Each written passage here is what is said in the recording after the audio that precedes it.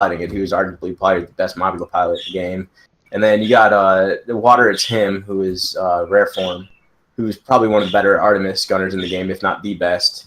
Dianali is a sub for that ship. And then you got, generally speaking, I mean, like I said before, it's really the Artemis gunners that tend to carry, and you got really good Artemis and really good Mobula pilot. So it's hard to match up against. But here we go. All right. So I'll take a look at the red team. This is Chef Xedeon's Potatoes out Gratin. Shipcomore is the Dual Fates. This is Xedeon's Galleon. It's a meta galleon. Black Hades on the port. Starboard is Project Gratin. Ship number 2 is the Reborn. This is Sunstrom piloting his famed Mobula, Hades Center on the lower deck. Artemis, 2 of them.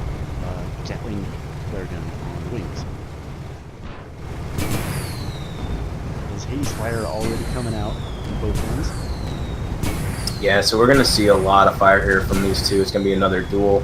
Pumoth trying to move into position, probably trying to disable the Galleon or to rush the Mobula this time. But Flounder already hull broken, so the Flounder is a Hades with a double Artemis, and he's dead. And yeah, that's what he was. So Pumoth is a Wacha, Caro, Gatling fish. And I hope you were watching that engagement. That's why I didn't bother trying to call it out. I knew that was going to be a quick one. But yeah, that is... The Poodle Moth never really took a position where he could do anything, so the 2v1 against that blue Mobula took hold really fast. Yeah, I didn't even have a chance to call it out. I honestly didn't even bother locking onto the ship because I knew that was going to be a quick one. Poodle Moth is going to suffer the same fate here, but just for reference, Flying Flounder is the same ship we saw in the last match. That's a Hades top, double Artemis bottom, Flare top left, Gatling top right. So, meta mob. So now these two are going to be the duel. At least at first. Watch is disable. Here's the duel from Flying Flounder and Reborn, but not before Duel of Fates is going to be able to get the Lumberjack onto Flying Flounder. Here it comes. So that's going to be a bad position. They're going to have to back out. Like you said, reset this engagement. That's what they're going to want. This is a terrible position for the Flounder. He's got Hades, Lumberjack, Arts all coming out. He's got nowhere to go for cover. And the flags are hitting as well. Yeah. I don't know if you saw that, but 2 out of the 4 flags did hit. His armor wasn't broken, which saved him, but 2 out of the 4 did hit. So that flag was, at that time, dialed in on him. And so Pudamoth is by himself. He's dead. If he keeps going, he's done. There's no way. I hope he stops and does something tricky here. I don't know what he can do except either hug that gun or find a piece of cover. This isn't looking good for him at all. The option here is to try to find some way to push in and get a flank. Flak's going to be coming in on him any second now. Duel of Fates is lining up. He backs out a little bit. You know, Flounder actually does have the altitude advantage here against the Reborn. That could actually set him up for a win in the Mobula duel. But the Reborn is he's more interested in taking cover and checking Goldfish, interestingly enough. Yeah, that Reborn's gonna probably just go for a different target, let Duel of Fates do with the Mobula. All you gotta do is you pop the Mobula, you get rid of one of his Artemis, and then you focus the boom off. You're good to go. Every time that balloon pops on Flounder, every time that balloon pops on Flounder, you got time. It's, what is it, like 8 seconds to rebuild a balloon? You got time. Every time that balloon pops, you have a huge window. You have 8 seconds plus the time it takes to walk to the Artemis, plus the time it takes to aim. You know that gunner's gonna miss the first shot, so you're good to go. Also, a lot of things in the lobby. What's kind of vogue with this map is to kind of go around to the south side instead of using this choke point in the middle. But they've gone old school. They're using the choke point, and that's kind of, well, it's not really working out for blue. No, not at all. And I think part of the reason is the composition. So we got the close range Goldfish that needs to focus on disabling, but he cannot close that gap without taking enough damage to put him out of the fight. Because all he has, okay, so he goes through this choke point. Even if it's a 1v1 duel against the Mobulas, which would allow the Goldfish to get through the choke point and get the disable on the Galleon or even the Mobula, even if he were to do that, all the Mobula has to do is go down, get behind the cover of the gun, and now it's no longer a 1v1 against the Mobulas. Now it's a 2v1, red team against the Goldfish. That gun cover is so important in this match. It's ridiculous. Here we go, and we've got the Mobula spawn back in. Poodle Moth's, you know, continuing to back up.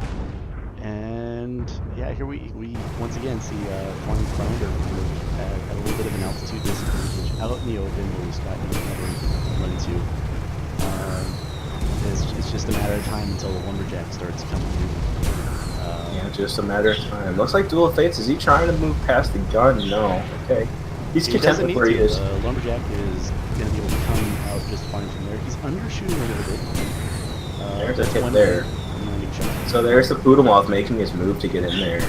So this is what I'm talking about. So now the Poodle Moth did get in, but now watch as the Reborn ducks behind cover.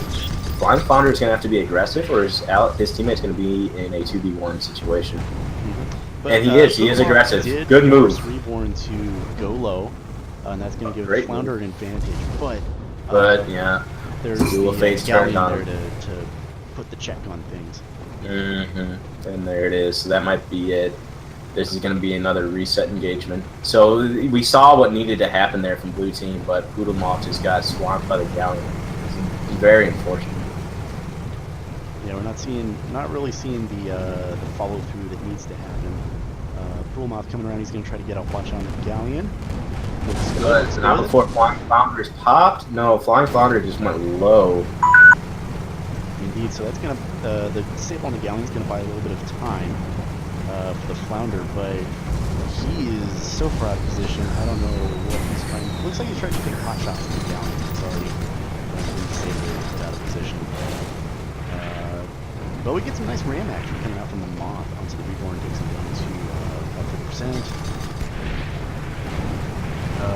But it's not going to stop the Lumberjack and the Haze and the Flak. That's going to bring down the Moth. And again, we've got the Flounder here, just out in the open. Yeah, he's not going to be able to do a whole lot. Even if he did get some perma on that Galleon, it's not going to be more than probably like 20% max. And that's if everything hits. So he's in a bad spot. For the Lumberjack, you could go high to use the gun to block the shots from the Galleon and just run the Reborn. But we did have... He's going to get rushed. There it is. Oh, he bounces. Wow. Okay. Yep, courtesy of the Lumberjack. So these two, I know it's 4-0, but at least lose with some dignity here. Try to get a different engagement. The last two didn't work. Well, really, it's way more than 2 engagements. Probably about 4 engagements total, but because of the resets. But they need to try a different tactic here. This isn't working out for them. Yeah, the only option they really have is they have to find a way to push in, and they've got to be clever about it. Well, I liked what Poodle Moth did in that last one. He did push in just from the southeast side from that gun. At the barrel of the gun, he pushed in along the terrain there, popped over the mountain, and was able to get a good disable on Reborn. But the follow-up wasn't quick enough, and honestly, it left Duel of Fates completely open to tear Poodle Moth apart. Yeah, exactly. More of that is really what we need to see, but we also need to see the follow through. We need for that blue Mobula to come out in force whenever that opening is created, so that way it can take advantage of the time that that good watch disable is going to create. And now he's moving into the gun. He's dead. This is done. This is going to be game. I mean, I hate to call it so early, but I don't see Poodle Moth getting out of this one alive. I really don't. But the Mobula doing work on Reborn. Maybe this is what they want. They're pushing the Reborn out of position. Only thing Duel of Fates can do right now is hit the Mobula, which actually is just fine. Get that balloon pop on the Flounder. That flak though, and Hades coming out from Reborn. Not looking good. Putting a watch into the Galleon. Gatling gonna be coming out from Reborn. Here comes the Gatling Artemis combo. Oh, he backs up in time. Good. Okay, so this is what we need. This is what we want. This was good. Wasn't exactly what I expected. Just Poodle Moth going low there, but good. Now it looks like they're just focusing Flying Flounder though. This Goldfish needs to do something about Reborn. There we go. Flying Flounder within the arming range of Duel of Fates, so Lumberjack no longer effective. Good. Gatling coming out from Poodle Moth. Duel of Fates now has to respond. The blue team has an advantage here. Don't lose it. Come on, blue team. Don't lose it. Yep. What the Flounder does here is going to be what creates the situation. So if you can push through and create a good 2v1 on the Reborn, then... Missing, though. The Gatlings were missing. If the Gatlings would have, from the Pudamoth would have hit the Reborn, that would have pulled the Artemis off of that armor side, which is what Flying Flounder needed right now. Shit. Actually shoves Reborn That's it. forward, creating the Damn, man. Could have been a good sandwich. They probably needed the armor break. That was a good match. That was a good ending. It could have went kind of either way there in the last engagement. Blue team, starting to figure out what they need to make happen in order to make that team composition work against that Mobula Galleon composition. Taking a little bit too much time to figure it out, though, and not fully pulling it together there at the end.